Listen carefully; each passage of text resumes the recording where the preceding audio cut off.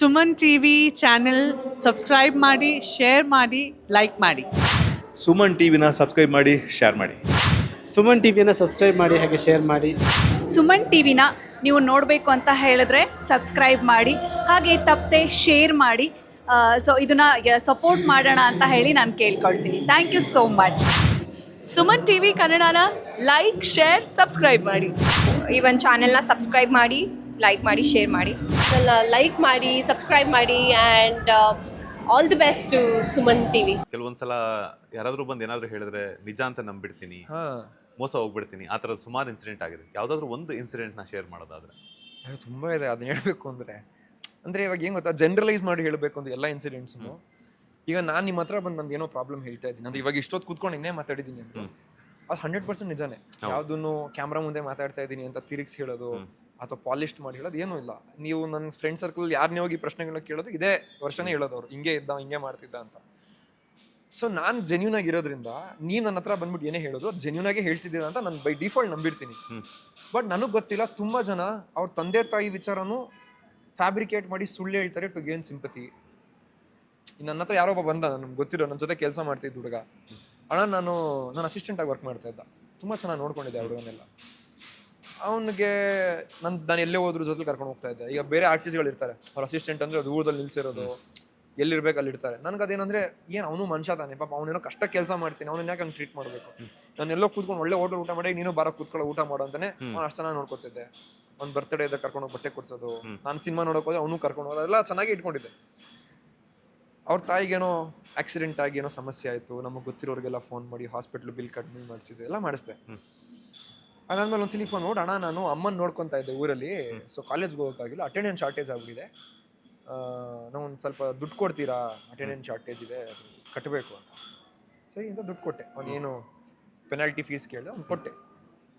ಅದಾದ್ಮೇಲೆ ಅವ್ನು ಸುದ್ದಿನೇ ಇಲ್ಲ. ಅವ್ನು ಎಕ್ಸಾಮ್ ಬರೋದ್ನ ಬಿಟ್ನಾ ಏನಾಯ್ತು ಏನೂ ಸುದ್ದಿ ಇಲ್ಲ. ನಾನೇ ಫೋನ್ ಮಾಡಿದ್ರು ಎತ್ತಾ ಇಲ್ಲ, ರಿಸೀವ್ ಮಾಡ್ತಾ ಇಲ್ಲ. ಅವ್ನು ಇನ್ನೊಂದು ನಂಬರ್ ಇತ್ತು ನನ್ನ ಹತ್ರ, ಅವನ ಹೆಸರಲ್ಲೇ 1, 2 ಅಂತ ಸೇವ್ ಮಾಡಿದೆ. ಆ ಸೆಕೆಂಡ್ ನಂಬರ್ಗೆ ಫೋನ್ ಮಾಡಿದೆ, ಅದು ಅವ್ರ ತಾಯಿ ನಂಬರ್ ಅಂತ, ನಂಗೆ ಗೊತ್ತಿಲ್ಲ. ಅವ್ನು ಯಾವಾಗಲೂ ಊರಿಗೆ ಹೋದಾಗ ಆ ನಂಬರಿಂದ ಫೋನ್ ಮಾಡೋನು. ನಾನು ಅವನದೇ ಇರ್ಬೇಕಂದ್ಬಿಟ್ಟು ಅವನದೇ ಆಲ್ಟರ್ನೇಟ್ ನಂಬರ್ ಸೇವ್ ಮಾಡ್ಕೊಂಡಿದ್ದೆ. ಅವ್ರ ತಾಯಿ ಎತ್ತದು, ನಾನು ಇಲ್ವಾ ಅಂದ್ರೆ ಎಲ್ಲಪ್ಪ ಅವನಿಲ್ಲ, ಪೋಲಿಯಲ್ಲೇ ಹೋಗಿದ್ದಾನೆ, ಹಂಗೆ ಅಂತೆಲ್ಲ ಭಯಕ್ಕೆ ಸ್ಟಾರ್ಟ್ ಮಾಡೋದು.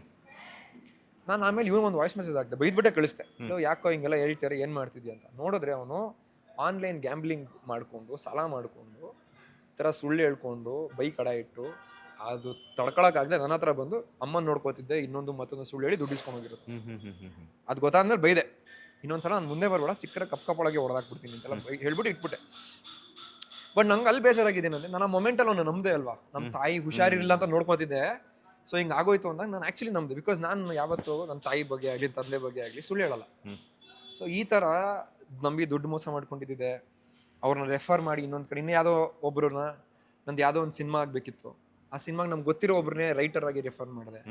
ಅವ್ರು ನೋಡಿದ್ರೆ ಒಳಗಡೆ ಹೋಗಿ ನನ್ನ ಬಗ್ಗೆನೇ ಇಲ್ದಿರೋದಲ್ಲಿ ಹೇಳಿ ನನ್ನೇ ಆಚೆ ಹಾಕ್ಸ್ಬಿಟ್ರು ಆ ಸಿನಿಮಾದಿಂದ. ಆಮೇಲೆ ನಾನು ಅದು ಹೆಂಗಾಯ್ತು ಅಂದರೆ ಲಿಟ್ರಲಿ ಬೇಕಂದ್ರೆ ಟ್ರಿಗರ್ ಮಾಡ್ದಂಗೆ. ನಾನು ಫೋನಲ್ಲಿ ಮಾತಾಡ್ತಾ ಅವ್ರ ಮಾತುಕತೆ ಸರಿಗಿರಲಿಲ್ಲ. ಯಾವ ಡೈರೆಕ್ಷನ್ ಟೀಮಿಂದ ಡೈರೆಕ್ಟರಿಂದ ಹೇಳಿದೆ, ಅಲ್ಲ ನೀವು ಯಾಕೆ ಸ್ವಲ್ಪ ಅನ್ಪ್ರೊಫೆಷನಲ್ ಆಗಿ ಬಿಹೇವ್ ಮಾಡ್ತಿದ್ದೀರಾ ಒಂದು ಸ್ವಲ್ಪ ದಿನದಿಂದ ಅಷ್ಟೇ ಹೇಳಿದ್ದು. ಅದು ಏನು ಎಗರಾಡಿಲ್ಲ ಇಷ್ಟೇ ಹೇಳಿದೆ, ನೀವು ತುಂಬ ಅನ್ಪ್ರೊಫೆಷನಲ್ ಆಗಿ ಮಾತಾಡ್ತಾ ಇದ್ದೀರಾ ಅಂತ. ಓಹ್, ನಾವು ಅನ್ಪ್ರೊಫೆಷನಲ್ಲ, ಸರಿ ಬಿಡಿ, ಹಂಗಿದೆ ನಾನು ನೀವು ಸಿನಿಮಾ ಮಾಡೋದು ಬೇಡ, ನೀವು ಪ್ರೊಫೆಷನಲ್ ಜೊತೆ ಮಾಡಿದ ಕಟ್ ಮಾಡ್ಬಿಟ್ರು ಡೈರೆಕ್ಟರ್. ಅದು ಈಗ ಇದಾರಾ? ಇಲ್ಲ, ಈಗಿಲ್ಲ. ಇಲ್ಲ ಬಿಡಿ.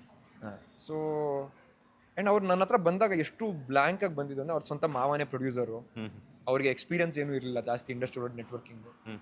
ಒಬ್ಬ ಮ್ಯೂಸಿಕ್ ಡೈರೆಕ್ಟರ್, ನಾನು ಬರೀ ಹೀರೋ ಆಗಲ್ದೆ ಒಬ್ಬ ಮ್ಯಾನೇಜರ್ ಥರ ಅವ್ರು ಕೇಳ್ದವ್ರದ್ದು technicians numbers, post designers numbers, social media ಅವ್ರ ನಂಬರ್ಸು, ಯಾರ್ಯಾರು ಏನೇನು ಕೇಳಿದರೆ ಪ್ರತಿಯೊಂದರೂ ನಾನೇ ಮಾಡಿಕೊಟ್ಟಿರೋದು, ಇನ್ಕ್ಲೂಡಿಂಗ್ ಈ ರೈಟರ್ನ ರೆಫರ್ ಮಾಡಿ.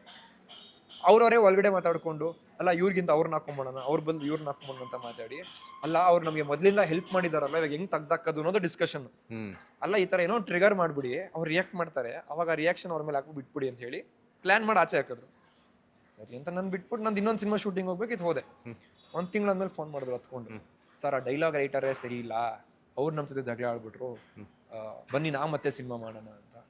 ನಂದು ಇಲ್ಲ, ನಿಮ್ಗೆ ಇವತ್ತಿಗೂ ನಾನು ಒಳ್ಳೆಯವನು ಅಂತ ಅನಿಸ್ತಿಲ್ಲ, ಆ ವ್ಯಕ್ತಿ ಕೆಟ್ಟವನಾಗಿರೋದಕ್ಕೆ ನಾನು ಒಳ್ಳೆಯವನು ಅಂತ ಅನಿಸ್ತಿದ್ದೀನಿ ಹೊರತು ನಿಮ್ಗೆ ಜೆನ್ಯೂನ್ ಆಗಿ ಒಳ್ಳೆಯವನು ಅಂತ ಅನಿಸ್ತಿಲ್ಲ. ಆ್ಯಂಡ್ ಒಂದ್ಸಲ ನನಗೆ ಎಕ್ಸ್ಪೀರಿಯನ್ಸ್ ಆದಮೇಲೆ ಮತ್ತೆ ಬರಲ್ಲ ಅಂತ. ಸೊ ಈ ಥರ ಪರ್ಸ್ನಲಿ ಪ್ರೊಫೆಷ್ನಲಿ ತುಂಬ ಜನ ನಾನು ಯಾರು ಏನು ಹೇಳಿದ್ರು ನಿಜಾನೇ ಹೇಳ್ತಾ ಇದ್ದಾರೆ ಅಂತ ನಂಬಿ ದುಡ್ಡು ಟೈಮ್ ಎಲ್ಲ ಹಾಳು ಮಾಡ್ಕೊಂಡಿದ್ದು ಬೇಜಾನಿದೆ. ನೀವು ಹೇಳಿದ್ರಲ್ಲ ತಾಯಿ ವಿಚಾರ, ಆಸ್ ಇಟ್ ಈಸ್ ಸೇಮ್ ನನಗೂ ಹಂಗೆ ಆಗಿದೆ. ಹೌದಾ? ಅಲ್ಲ, ಅದು ಹೆಂಗ್ ಸುಳ್ಳು ಹೇಳ್ತಾರೆ ಅಂತ ನಂಗೆ ಅರ್ಥ ಆಗಲ್ಲ. ತಂದೆಗೆ ಹುಷಾರಿಲ್ಲ, ತಾಯಿ ಹುಷಾರಿಲ್ಲ, ಹಾಸ್ಪಿಟಲ್ ಇದ್ದಾರೆ. ಈಗ ನಮ್ಗೆ 4 ಜನರ ಹತ್ರ ಹೇಳ್ಕೊಂಡ್ರೆ ನಮ್ಗೆ ಏನಾಗುತ್ತೋ ಅಂತ ಹೇಳ್ಬಿಟ್ಟು ಅವ್ರು ಯಾವ ತರ ಅರ್ಥ ಮಾಡ್ಕೊಂತಾರೋ ಅಂತ ಹೇಳ್ಬಿಟ್ಟಿರುತ್ತೆ.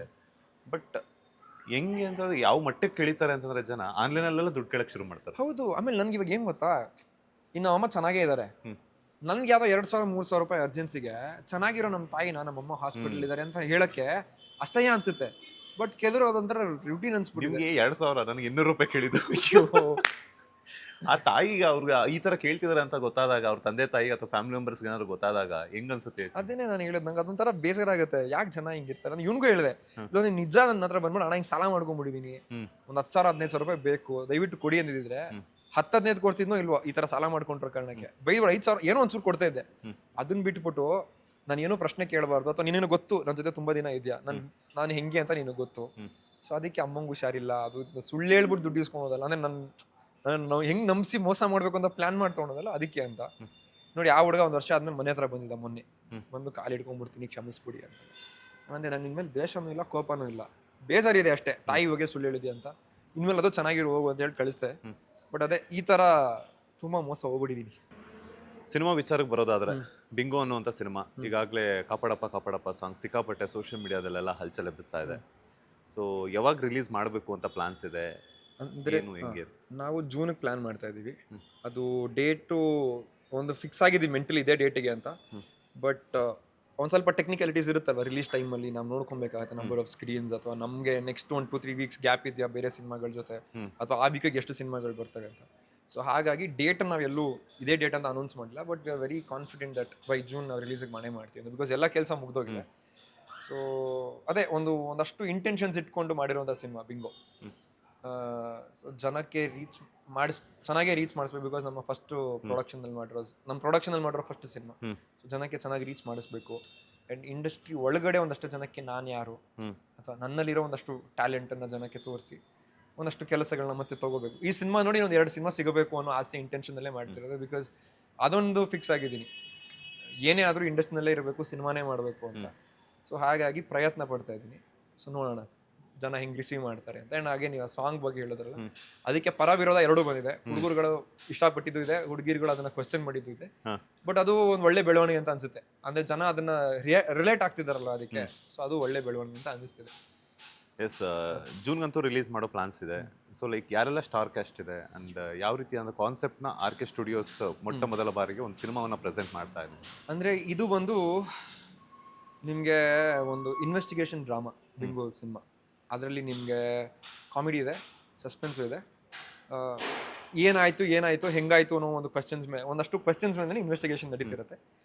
ಅದು ಇನ್ವೆಸ್ಟಿಗೇಷನ್ ಆಫೀಸರ್ ಆಗಿ ರಾಜೇಶ್ ನಟರಂಗ ಸರ್ ಆ್ಯಕ್ಟ್ ಮಾಡ್ತಾ ಇದ್ದಾರೆ. ಬಿಕಾಸ್ ಅವರು ಒಂದಷ್ಟು ಸಿನಿಮಾಗಳಲ್ಲಿ ಆ ಪೊಲೀಸ್ ಪಾತ್ರಕ್ಕೆ ತುಂಬ ಚೆನ್ನಾಗಿ ಆ್ಯಪ್ಟ್ ಆಗಿದ್ದಾರೆ. ಸೊ ಹಾಗಾಗಿ ನಮ್ಗೆ ಅವ್ರನ್ನೇ ಮಾಡಿಸೋಣ ಅಂತ ಇತ್ತು. ಸೊ ರಾಜೇಶ್ ನಟರಂಗ ಸರ್ ಇದ್ದಾರೆ. ಇನ್ನೊಂದು ಸ್ಪೆಷಲ್ ಕ್ಯಾರೆಕ್ಟರಲ್ಲಿ ರಾಗಿಣಿ ದ್ವಿವೇದಿ ಅವರು ಆ್ಯಕ್ಟ್ ಮಾಡಿದ್ದಾರೆ. ಸೊ ನಮಗೆ ಕತೆ ಬರಿಬೇಕಾದ್ರೆ ಐ ವಾಸ್ ವೆರಿ ಪರ್ಟಿಕ್ಯುಲರ್, ಇದಕ್ಕೆ ರಾಗಿಣಿ ಮೇಡಮ್ನೇ ಹಾಕಬೇಕಂತ. ಸೊ ಫಸ್ಟು ಒಂದು ರೌಂಡ್ ನಾವು ಅವ್ರಿಗೆ ಹೋಗಿ ಕತೆ ಹೇಳಿದಾಗ she was not happy. May be ನಾವು ಕಾನ್ಷಿಯಸ್ ಆಗಿ ನರೇಟ್ ಮಾಡ್ಬಿಟ್ವೇನೋ ಏನೋ ಗೊತ್ತಿಲ್ಲ. ನಾವು ಫಸ್ಟ್ ಟೈಮ್ ಅವ್ರನ್ನ ಮೀಟ್ ಮಾಡೋದ್ವಲ್ಲ, ಸೊ ತುಂಬ ಕಾನ್ಷಿಯಸ್ ಆಗಿ ನಾವೇ ಹೇಳೋದ್ರನ್ನ ಸರಿ ಹೇಳಿಲ್ಲ ಅನ್ಸುತ್ತೆ. ಶಿ ಸೈಡ್ ಇಲ್ಲ, ನಂಗೆ ಟೈಮ್ ಬೇಕು ಅಂತ. ಮತ್ತೆ ಇನ್ನೊಂದು ರೌಂಡ್ ಆಫ್ ಮೀಟಿಂಗ್ ಕೇಳಿ ಹೋಗಿ ಪ್ರಾಪರಾಗಿ ಕೂತ್ಕೊಂಡು ಒಂದು 1.5 hour ಎಕ್ಸ್ಪ್ಲೇನ್ ಮಾಡಿದ್ಮೇಲೆ ಶಿ ವಾಸ್ ಇಂಪ್ರೆಸ್ಡ್. ಆಯಿತು ಬರ್ತೀನಿ ಅಂತ ಬಂದರು. ನಮ್ಮ ಜೊತೆ ಒಂದು 13 to ಆಲ್ಮೋಸ್ಟ್ 15 days ವರ್ಕ್ ಮಾಡಿದ್ರು ನಮ್ಮ ಜೊತೆ. So it was a good experience, ಚೆನ್ನಾಗಿತ್ತು ಕೆಲಸ. ಆ್ಯಂಡ್ ಔಟ್ಪುಟ್ ಕೂಡ ಚೆನ್ನಾಗಿ ಬಂದಿದೆ. ಇದು ಬೇಸಿಕ್ಲಿ ನಾವು ಏನೇ ಅದ್ರಲ್ಲಿ ಹೇಳ್ತಿರೋ ಲೇಯರ್ಸ್ ಬೇರೆ ಇದೆ, ನಾವು ಮಾತಾಡ್ತಿರೋದೆಲ್ಲ ಲೇಯರ್ಸ್ ಬೇರೆ ಇದೆ. ಬಟ್ ಇದು ತುಂಬ ನಾವು ಬಿಂಗೋ ಅನ್ನೋ ಸಿನಿಮಾ ಮಾಡಿರೋದೇ ಹುಡುಗರಿಗೋಸ್ಕರ. ಆನೆಸ್ಟ್ಲಿ ಹೇಳ್ಬೇಕಂದ್ರೆ ಹುಡುಗರಿಗೋಸ್ಕರನೇ ಮಾಡಿರೋದು. ಅಂದರೆ ಅದಕ್ಕೆ ಕಾಪಾಡಪ್ಪ ಮಾದೇವ ಸಾಂಗ್ ನಾವು ಫಸ್ಟ್ ಏನಕ್ಕೆ ಬಿಟ್ಟಿದ್ದು ಅಂದ್ರೆ ಅದು ಹುಡುಗನ ಪರ್ಸ್ಪೆಕ್ಟಿವಲ್ಲಿ ಇದೆ ಈ ಸಿನಿಮಾ ಅಂತ ಗೊತ್ತಾಗ್ಲಿ ಅನ್ನೋ ಕಾರಣಕ್ಕೆ ಮಾಡಿರೋದು. ಅಂದರೆ ಒಂದು ಏಜ್ ಆದಮೇಲೆ ಕಾಲೇಜಲ್ಲಿ ಓದೋವರೆಗೂ ಅಪ್ಪ ಅಮ್ಮ ಎಲ್ಲ ನೋಡ್ಕೋತಿರ್ತಾರೆ ಸಣ್ಣ ಪುಟ್ಟ ಖರ್ಚು. ಬಟ್ ನೀವು ದುಡಿಯೋಕ್ಕೆ ಅಂತ ಶುರು ಮಾಡಿದ್ಮೇಲೆ, ಆ ಒಂದು ಹಂತ ದಾಟಿ ದುಡಿಯೋಕ್ಕೆ ಶುರು ಮಾಡಿದ್ಮೇಲೆ, ಮೇ ಬಿ ನೀವು ಅಬ್ಸರ್ವ್ ಮಾಡಿರ್ತೀರಾ ಅನ್ಸುತ್ತೆ, ನಿಮ್ಮ ಲೈಫಲ್ಲಿ ಫ್ರೆಂಡ್ಸ್ ಆಗಿರಲಿ ಫ್ಯಾಮಿಲಿ ಆಗಿರಲಿ ನಿಮಗೆ ಸಿಗುವಂಥ ರೆಸ್ಪೆಕ್ಟು ಪ್ರೀತಿ ನಿಮ್ಮ ಅಕೌಂಟಲ್ಲಿ ಎಷ್ಟು ದುಡ್ಡಿದೆ ಅದ್ರ ಆಧಾರದ ಮೇಲೇ ಸಿಗುತ್ತೆ. ಅದು ಹುಡುಗರ ಲೈಫಿನ ಒಂದು ದೊಡ್ಡ ಶಾಪ. ಅದು ಒಂದು ಪಾಯಿಂಟ್ ಆದಮೇಲೆ ನಮ್ಮ ಹತ್ತಿರ ದುಡ್ಡು ನೋಡಿ ಜನ ರೆಸ್ಪೆಕ್ಟ್ ಮಾಡ್ತಾರೋ ಹೊರತು ನೀವು ಒಳ್ಳೆಯವರ ನಿಮ್ಮಲ್ಲಿ ಒಳ್ಳೆ ಗುಣಗಳಿದೆಯಾ, ಒಳ್ಳೆ ಕ್ವಾಲಿಟೀಸ್ ಇದೆಯಾ ಅನ್ನೋದ್ರ ಮೇಲೆ ಯಾರು ನೋಡಲ್ಲ. ಹೌದು. ಸೊ ಆ ಒಂದು ಹಾರ್ಶ್ ರಿಯಾಲಿಟಿ ಒಬ್ಬ ಹುಡುಗನ ಲೈಫಲ್ಲಿ ಆ ರಿಯಾಲಿಟಿ ಹೆಂಗೆ ಮ್ಯಾಟರ್ ಆಗುತ್ತೆ. ಒಂದು ಪಾಯಿಂಟ್ ಆದಮೇಲೆ ಇವಾಗ ಅಪ್ಪ ಅಮ್ಮ ಸಮಾಜ ಏನೇ ಮಾಡಿದ್ರು ಅಪ್ಪ ಅಮ್ಮ ಅಟ್ಲೀಸ್ಟ್ 3 ಹೊತ್ತು ಊಟ ಹಾಕ್ತಾರೆ ನೀವು ದುಡಿತಿಲ್ಲ ಅಂದ್ರೂ. ಬಟ್ ಆ ಊಟ ಹಾಕೋ ರೀತಿ ಇದೆಯಲ್ಲ, ನೀವು ದುಡಿತಿದ್ರೆ ತೊಗೊಂಬಂದು ಕೊಡೋ ರೀತಿಗೂ ದುಡಿತಿಲ್ಲ ಅಂದಾಗ ತಗೊಂಬಂದು ಕುಗ್ತಾರೆ ತಿನ್ನು ಅಂತ. ಅದು ಅಪ್ಪ ಅಮ್ಮನ ಪ್ರೀತಿನೂ ಟ್ರಾನ್ಸಾಕ್ಷನಲ್ ಆಗ್ಬಿಡುತ್ತೆ ಒಬ್ಬ ಗಂಡಸಿನ ಲೈಫಲ್ಲಿ ಒಂದು ಪಾಯಿಂಟ್ ಆದಮೇಲೆ. ಸೊ ಅದು ಒಬ್ಬ ಹುಡುಗನ ಲೈಫಲ್ಲಿ ಯಾವ ಥರ ಒಂದು ಫ್ರೆಂಡ್ಶಿಪ್ಪಲ್ಲಿ ಹೆಂಗೆ ಮ್ಯಾಟರ್ ಆಗುತ್ತೆ, ಪ್ರೀತಿಸಿದ ಹುಡುಗಿ ಹೆಂಗೆ ಚೇಂಜ್ ಆಗ್ತಾಳೆ ಈ ದುಡ್ಡು ಅಂತ ಬಂದಾಗ, ಹೊರಗಿನ ಸಮಾಜ ಒಬ್ಬ ಹುಡುಗನ ಹೆಂಗೆ ನೋಡುತ್ತೆ. ಸೊ ನಮ್ಮ ಸಿನಿಮಾದಲ್ಲಿ ನಾವು ಹೇಳ್ತಿರೋದು ಒಬ್ಬ ಹುಡುಗನಿಗೆ ನಿಮ್ಮ ಪ್ರೈಮ್ ಏಜ್ ಏನಿರುತ್ತೆ, ಅರ್ಲಿ 20s ಇಂದ ಒಂದು 30s ಒಳಗಡೆ ಆ 10 ವರ್ಷ ಅಥವಾ ಇವ್ರ ಪ್ರೈಮ್ ಪೀರಿಯಡಲ್ಲಿ ಈ ಪ್ರೀತಿ ಪ್ರೇಮ ಇನ್ನೇನೋ ಮಾಡ್ತೀನಿ ಅಂತ ಹೋಗಿ ಹಾಳು ಮಾಡ್ಕೊಳ್ಳೋ ಬದಲು ಕಾನ್ಸಂಟ್ರೇಟ್ ಮಾಡಿ ದುಡ್ಡು ಮಾಡಿ ಲೈಫಲ್ಲಿ ಸೆಟ್ಲ್ ಆಗಿ ಆಮೇಲೆ ಆಟೋಮೆಟಿಕ್ಲಿ ಇದೆಲ್ಲ ಬರುತ್ತೆ. ಈಗ ನಮ್ಮ ಬಾಸ್ ಉಪೇಂದ್ರ ಅವ್ರು ಹೇಳಿಲ್ವಾ, ಜೀವನದಲ್ಲಿ ಮುಂದೆ ಬಾ, ಸಂಪಾದನೆ ಮಾಡು, ಇಂಥ 100,000 ಜನ ಹುಡುಗಿರಿ ಹಿಂದೆ ಬರ್ತಾರೆ ಅಂತ. ಅದೇ ಫಿಲಾಸಫಿ. ನೀನು ಚೆನ್ನಾಗಿದ್ರೆ ನೀನು ಅನ್ಕೊಂಡು ನಿನ್ಗೆ ಬೇಕಾಗಿರೋದಲ್ಲ ನೀನು ಹಿಂದೆ ಬರುತ್ತೆ, ಬೇಕಾದವ್ರಲ್ಲ ನೀನು ಹಿಂದೆ ಬರ್ತಾರೆ. ಸೊ ಗಂಡಸಾದವನು ಮೇಜರ್ ಫಸ್ಟ್ ಲೈಫಲ್ಲಿ ಮಾಡಬೇಕಾಗಿರೋದು ಯಾವುದೋ ಹುಡುಗಿನ ಪ್ರೀತಿಸಿ ಅವಳನ್ನ ದೇವತೆ ಥರ ನೋಡ್ಕೊಳ್ಳೋದಕ್ಕಿಂತ ಇಂಪಾರ್ಟೆಂಟ್ ಆಗಿ ಅವ್ನು ಸೆಲ್ಫ್ ಇಂಡಿಪೆಂಡೆಂಟ್ ಆಗಿ ದುಡ್ಡು ಮಾಡಬೇಕು. ಅದನ್ನೇ ನಾವು ಬಿಂಗೋ ಮೂಲಕ ಹೇಳ್ತಿರೋದು. ಈ ದುಡ್ಡು ಮಾಡುಗರು ಆಮೇಲೆ ಎಲ್ಲ ಆಟೋಮೆಟಿಕ್ಲಿ ಸರಿ ಹೋಗೋದು ಲೈಫಲ್ಲಿ. ಬಹುಶಃ ಲೈಫಲ್ಲಿ ಯಾವತ್ತಾದರೂ ದುಡ್ಡಿಗೋಸ್ಕರ ಸ್ಟ್ರಗಲ್ ಮಾಡಿದ್ದುಂಟಾ? ಹಾಂ, ಅಪ್ಪ ಹೋದ್ಮೇಲೆ ಆಗಿದ್ದಿದೆ. ಯಾಕಂದರೆ ಈಗ ನನಗನ್ನಿಸ್ತಿರೋದು, ನೀವು ಈ ಕಥೆಯೆಲ್ಲ ಕೇಳಿದ ಮೇಲೆ ನನಗೇನು ಅನ್ನಿಸ್ತಿದೆ ಅಂತಂದರೆ, ನಿಮ್ಮ ಒಂದಷ್ಟು ಪರ್ಸ್ನಲ್ ಎಕ್ಸ್ಪೀರಿಯನ್ಸೇ ಈ ಒಂದು ಸಿನಿಮಾ ಮಾಡೋದಕ್ಕೆ ಪ್ರೇರಣೆ ಆಯ್ತಾ, ಇದೆ ಕೊಡ್ತಾ ಅಂತ? ನನ್ನ ಎಕ್ಸ್ಪೀರಿಯನ್ಸ್ ಇರ್ಬೋದು, ನನ್ನ ಸುತ್ತಮುತ್ತ ನಾನು ನೋಡಿದ್ದು ಎಕ್ಸ್ಪೀರಿಯನ್ಸ್ ಇರ್ಬೋದು. ಇವಾಗ ನಮ್ಮ ಸಿನಿಮಾದಲ್ಲಿ ಒಂದಷ್ಟು ಸೆಗ್ಮೆಂಟ್ಗಳು ಬರ್ತವೆ, ಅಂದರೆ ಇದು ಒಂಥರ ಸ್ಪಾಯ್ಲರ್ ಅಂತಲೂ ಇರ್ಬೋದು, ಬಟ್ ಸ್ಟಿಲ್ ನಾವು ನಮ್ಮ ಸಿನಿಮಾದಲ್ಲಿ ಬೇರೆ ತುಂಬ ವಿಚಾರಗಳಿದೆ. ಇದು ಸಣ್ಣ ಸಣ್ಣ ಎಲಿಮೆಂಟ್ಸ್ ನಾ ಹೇಳ್ತಾ ಇರೋದು. ಅಂದರೆ ಹೀರೋದೇನು ತಪ್ಪೇ ಇರಲ್ಲ, ಬಟ್ ಪೊಲೀಸ್ ಅವ್ನು ಬಂದು ಹೊಡಿತಾರೆ ಅವ್ನ ಕಪಾಳಕ್ಕೆ, ಬಿಕಾಸ್ ಆಪೋಸಿಟ್ ಇರೋನು ಏನೋ ಸಣ್ಣ ಲಂಚ ಕೊಟ್ಟ ಅಂತ ಹೀರೋಗೆ ಹೊಡಿತಾರೆ. ಆಮೇಲೆ ನೋಡೋದಕ್ಕೆ ತುಂಬ ಚೆನ್ನಾಗಿರೋ ಹುಡುಗಿ ಸುಮಾರಾಗಿರೋ ವಯಸ್ಸಾಗಿರೋ ವ್ಯಕ್ತಿ ಜೊತೆ ಕಾರಲ್ಲಿ ಕೂತ್ಕೊಂಡು ರೊಮ್ಯಾನ್ಸ್ ಮಾಡ್ತಿರ್ತಾಳೆ. ಅದು ಬಿಕಾಸ್ ಅವನ ಕೈಯಲ್ಲಿ ಅವನ ಹತ್ರ ದುಡ್ಡಿದೆ ಅನ್ನೋ ಕಾರಣಕ್ಕೆ. ಹೀರೋಯಿನ್ನ ಬಿಟ್ಟೋಗೋದು, ಬ್ರೇಕಪ್ ಆಗೋದು. ಈ ಕಾಪಾಡಪ್ಪ ಮಾದೇವ ಸಾಂಗ್ ನೋಡಿದ್ರೆ ಎಲ್ಲರೂ ಗೊತ್ತಾಗೋದು ಹೀರೋಗೆ ಬ್ರೇಕಪ್ ಆಗಿದೆ ಅಂತ. ಸೊ ಅವನ್ನ ಬಿಟ್ಟೋಗಿರೋದು ದುಡ್ಡಿನ ರೀಸನ್ಗೆನೆ. ಅದಕ್ಕೆ ಅವನದಲ್ಲಿ ಈ ಹುಡುಗಿರಿಂದ ಹಾಳಾಗ್ತಿರೋ ಲೋಕವ, ಮೋಸ ಮಾಡ್ತಾರೆ ಹುಡುಗಿರು ಅಂತೆಲ್ಲ ಹೇಳ್ತಿರೋದು ಕಾಪಾಡಪ್ಪ ಹಾಡಲ್ಲಿ. ಸೊ ಈ ಪ್ರಪಂಚದಲ್ಲಿ ಇದೆಲ್ಲ ನಾನು ಸುತ್ತಮುತ್ತ ನೋಡಿದ ಇನ್ಸಿಡೆಂಟ್ಸೇ. ನಂಗೆ ಗೊತ್ತಿರೋ ಒಂದು ಹುಡುಗಿ ಯಾರೋ ಆಕೆ 20 ವರ್ಷ 40 ವರ್ಷದ ಅಂಕಲ್ ಜೊತೆ ಓಡಾಡ್ತಾ ಇದ್ದಾಳೆ, ಬಿಕಾಸ್ ಅವನ ಹತ್ರ ದುಡ್ಡಿದೆ, ಅವಳೇನೋ ಒಂದು ಲೈಫ್ ಸ್ಟೈಲ್ ಅವ್ನು ಹ್ಯಾಂಡಲ್ ಮಾಡ್ಕೊಡ್ತಾ ಇದ್ದಾನೆ ಅಂತ. ಇನ್ಯಾರೋ ಪೊಲೀಸ್ ವಿಚಾರದಂತೂ ಎಲ್ಲ ನೋಡಿರ್ತೀವಿ, ದುಡ್ಡು ಕೊಟ್ಟಾಗ ಹೆಂಗೆ ನೋಡ್ತಾರೆ, ದುಡ್ಡು ಕೊಡದಿದ್ದಾಗ ಹೆಂಗೆ ಟ್ರೀಟ್ ಮಾಡ್ತಾರೆ ಅಂತ ಎಲ್ಲ ಎಕ್ಸ್ಪೀರಿಯನ್ಸ್ ಮಾಡಿರ್ತಾರೆ, ಅದಿರ್ಬೋದು.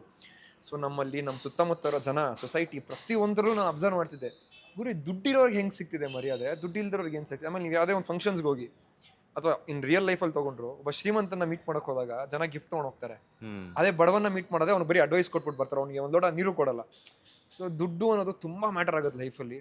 ಆ್ಯಂಡ್ ನಾವು ಕೂಡ ನಮ್ಮ ತಂದೆ ತೀರ್ಕೊಂಡ್ಮೇಲೆ ನಮ್ಮ ಸಂಬಂಧಿಕರೆಲ್ಲ ಇವತ್ತಿಗೂ ಹೇಳೋದು, ಅವರಪ್ಪ ತುಂಬ ಬ್ಲ್ಯಾಕ್ ಮನಿ ಮಾಡಿದ್ದು. ನಮ್ಮ ತಂದೆ ಈ ಹಳೆ ಸಿನಿಮಾದಲ್ಲಿ ತೋರಿಸ್ತಾರೆ ಗೊತ್ತಾ, ಸೋಫಾ ಹಾಸಿಗೆದೆಲ್ಲ ದುಡ್ಡು ಇಟ್ಟಿರ್ತಾರೆ ಅಂತ, ಹಂಗೆಲ್ಲ ಇಟ್ಬಿಟ್ಟಿದ್ರಂತೆ ನಮ್ಮ ತಂದೆ.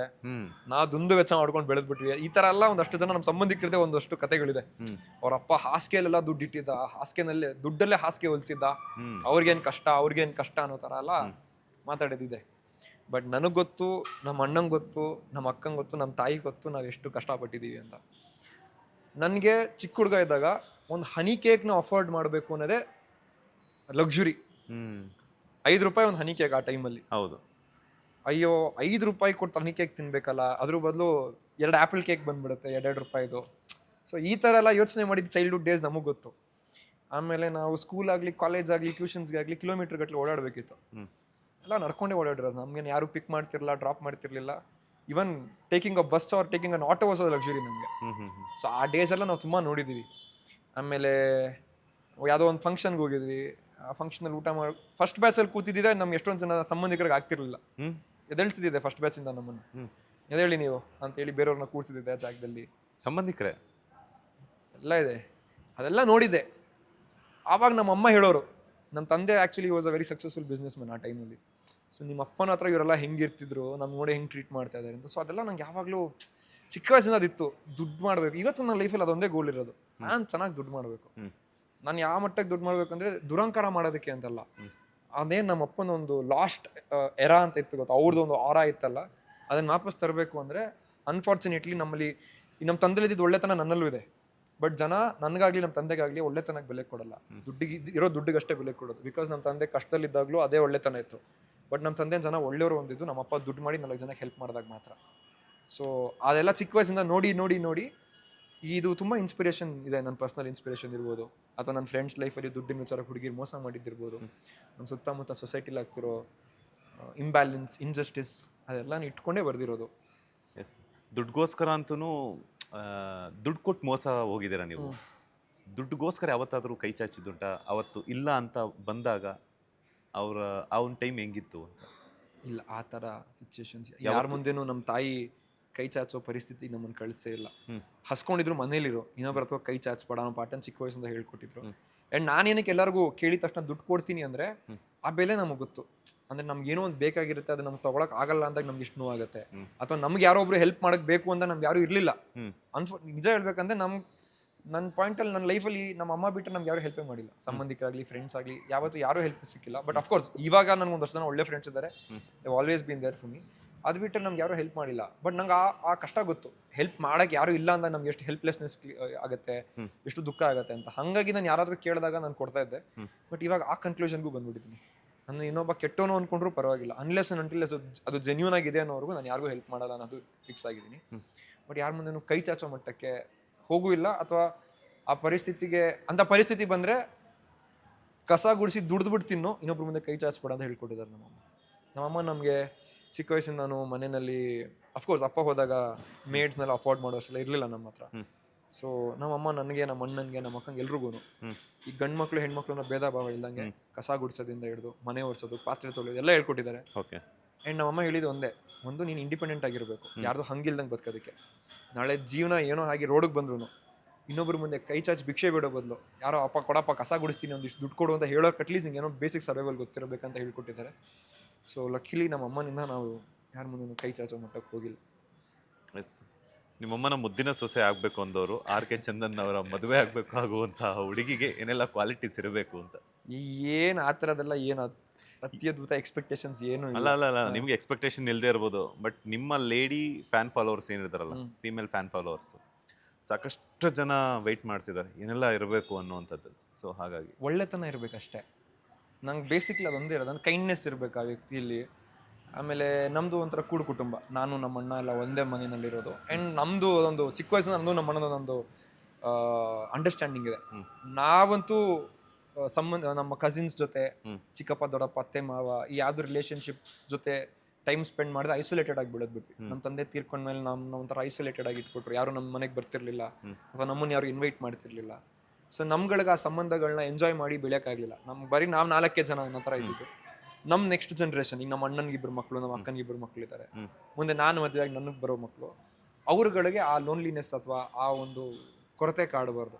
ಅವರಿಗೆ ಚಿಕ್ಕಪ್ಪ ದೊಡ್ಡಪ್ಪ, ಅತ್ತೆ ಮಾವ, ಅಜ್ಜಿ ತಾತ, ನಮ್ಮ ಅಣ್ಣ ತಮ್ಮ ತಂಗಿ, ಎಲ್ಲ ಸಂಬಂಧಗಳು ಅವ್ರಿಗೆ ಇರಬೇಕು. ಆ ಫ್ಯಾಮಿಲಿ ವ್ಯಾಲ್ಯೂನಲ್ಲಿ ಬೆಳಿಬೇಕಂತ ನಾನು ನಮ್ಮಣ್ಣ ಚಿಕ್ಕ ವಯಸ್ಸಿಂದನೂ ನಾವು ಯಾವುದೇ ಕಾರಣಕ್ಕೂ ಸಪ್ರೇಟ್ ಆಗಬಾರ್ದು, ಒಂದೇ ರೂಫಲ್ಲಿ ಇರಬೇಕು. ಫ್ಯಾಮಿಲಿ ಎಷ್ಟೇ ದೊಡ್ಡದಾದ್ರೂ ಬೇಕಾದ್ರೆ ಮನೆ ಹೊಡೆದು ದೊಡ್ಡದಾಗ ಕಟ್ಟೋಣ, ಬಟ್ 2 ಮನೆ ಮಾಡ್ಕೊಳ್ಳೋದು ಬೇಡ ಅನ್ನೋ ಥರ ಇದೀವಿ. ಸೊ ಹಾಗಾಗಿ ಈ ಸಿಸ್ಟಮ್ಗೆ ಅಡ್ಜಸ್ಟ್ ಆಗೋ ಹುಡುಗಿ ಬಂದು ಅವಳಲ್ಲಿ ಬೈ ಡಿಫಾಲ್ಟ್ ಒಳ್ಳೆತನ, ಮೋಸ ಮಾಡದೇ ಇರೋ ಗುಣಗಳಿದ್ರೆ I think that is more than sufficient. ನಾನು ಅಟ್ಲೀಸ್ಟ್ ಅಷ್ಟೇ ನಾನು ಎಕ್ಸ್ಪೆಕ್ಟ್ ಮಾಡ್ತಿರೋದು. ಕೂಡು ಕುಟುಂಬಕ್ಕೆ ಅಡ್ಜಸ್ಟ್ ಆಗಬೇಕು. ಆ್ಯಂಡ್ ಆನೆಸ್ಟ್, ಟ್ರಾನ್ಸ್ಪರೆಂಟ್ ಆಗಿರಬೇಕು. ಈ ಕೆಲವ್ರು ಇರ್ತಾರೆ ಮೇಲೆ ಒಳ್ಳೆಯವ್ರ ಥರ ತೋರಿಸ್ಕೋತಾರೆ, ಬಟ್ ಅವ್ರ ಮನಸ್ಸಲ್ಲಿ ಒಳ್ಳೆತನ ಇರಲ್ಲ. ಆ ಥರ ಫೇಕ್ ಮಾಡ್ದಂಗೆ ಏನೇ ಇರೋದಿದ್ದಂಗೆ ಹೇಳ್ಕೊಂಡು ಎಲ್ಲರ ಜೊತೆ ಅಡ್ಜಸ್ಟ್ ಆಗಿ ಒಳ್ಳೆ ಅಂದರೆ ತಂದೆ ತಾಯಿ ಒಳ್ಳೆ ಸಂಸ್ಕಾರ ಕೊಟ್ಟಿರ್ಬೇಕು ಅಷ್ಟೇ. ಇಷ್ಟೇ, ಅದು ಬಿಟ್ಟರೆ ಇದೇ ಓದಿರಬೇಕು, ನೋಡೋಕೆ ಹಿಂಗೆ ಇರಬೇಕು, ಹಾಗೆ ಇರಬೇಕು, ಆ ಎಕ್ಸ್ಪೆಕ್ಟೇಷನ್ಸ್.